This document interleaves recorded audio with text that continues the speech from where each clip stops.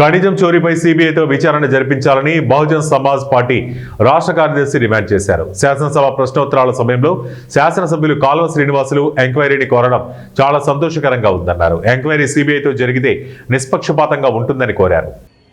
మంత్రివర్యుల్ని దీనిపైన ఎంక్వైరీ చేయమని ఎమ్మెల్యే గారు కోరారు. కాకపోతే మా డిమాండ్ ఏమంటే, Bahujan Samaj party main demand ఏమంటే, ఈరోజు స్టేట్కు సంబంధించిన అధికారులు ఎంక్వైరీ చేసి వాస్తవాలు బయటకు పెట్టినా ప్రతిపక్షాలు ఒప్పుకునే పరిస్థితి లేదు, ప్రజలు ఒప్పుకునే పరిస్థితి లేదు. ఎందుకబ్బా అంటే, ఇప్పుడు మీ ప్రభుత్వం ఉంది, మీరు అనుకూలంగా చేసుకుంటారని చెప్పేసి అనవసరమైన భాండాలు అనేది కూడా ఇప్పుడున్న వాళ్ళపైన, అధికారం ఉన్న వాళ్ళపైన వస్తాయి.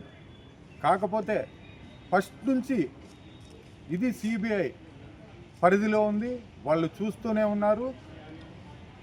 ఈ ఎమ్మెల్యే గారు, ఇప్పుడు మన ఎమ్మెల్యే కాలువ శ్రీనివాసులు గారు సిబిఐ విచారణ జరిపిస్తే చాలా అద్భుతంగా ఉంటుంది. నిజాలు స్పష్టంగా బయటపడతాయి. గతంలో చేసిన ఏదన్నా తప్పు జరిగింటే వాళ్ళకి శిక్షలు పడతాయి, ఇప్పుడు ఏదన్నా జరిగింటే వీళ్ళకి శిక్షలు పడతాయి. నిష్పక్షపాతంగా ఎంక్వైరీ అనేది జరుగుతుంది. ప్రజలు నమ్ముతారు, ప్రతిపక్షాలు నమ్ముతారు, ప్రతి ఒక్కరూ నమ్ముతారు.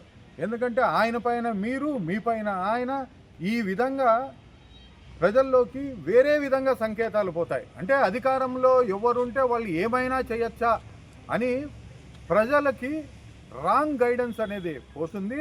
ఇదైతే సరైన పద్ధతి కాదు. ఎమ్మెల్యే గారు అనుకుంటే సిబిఐ విచారణ చేయించగలిగితే వాస్తవంగా నిజమైన దొంగలు ఖచ్చితంగా బయటపడతారని చెప్పేసి తెలియజేస్తున్నాం. మేము కూడా అతి త్వరలో బహుజన్ సమాజ్ పార్టీ కూడా